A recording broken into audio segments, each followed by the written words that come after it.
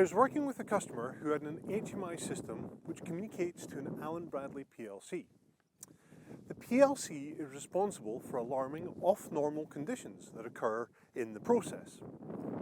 A digital register is used to indicate an alarm condition, which is read by VT SCADA, and an alarm is raised to alert the operator. The customer posed the question, if the digital status is held high for 500 milliseconds, will that be long enough for the HMI to see it? And that's a great question, but to fully appreciate the answer, we need to delve a little bit deeper. The communication between VT SCADA and the PLC was over Ethernet using SIP. As is typical with these devices, the HMI polls the PLC for data at regular scheduled intervals. Now, VT SCADA has a number of advanced features which allows us to maximize the rate at which we can retrieve data from the PLC, including opening multiple IP connections to the PLC simultaneously. Nyquist's theorem is a fundamental principle in communication engineering that states that to correctly reproduce a signal, the sampling rate must be at least twice the highest frequency of the signal.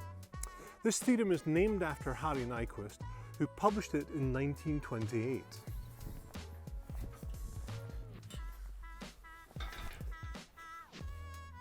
So in this example, we'd have to poll the PLC every 250 milliseconds to ensure that we capture any activation of the alarm. This would work, but it's not deterministic. That is, we cannot guarantee 100% that we see the alarm. If several writes to the PLC occur at the same point, this could slow the polling rate to the point where we miss an alarm transition. Additionally, what happens if the process occurs as part of a rapidly changing process and there are multiple activations that occur within that 500 millisecond window? It's fair to say that the HMI would register the alarm, but would not have an accurate count of the number of activations of that alarm, where this might be an important metric. My usual response to this is to use a different protocol, which instead of polling, reports by exception. The PLC makes contact with the HMI and reports the change in data.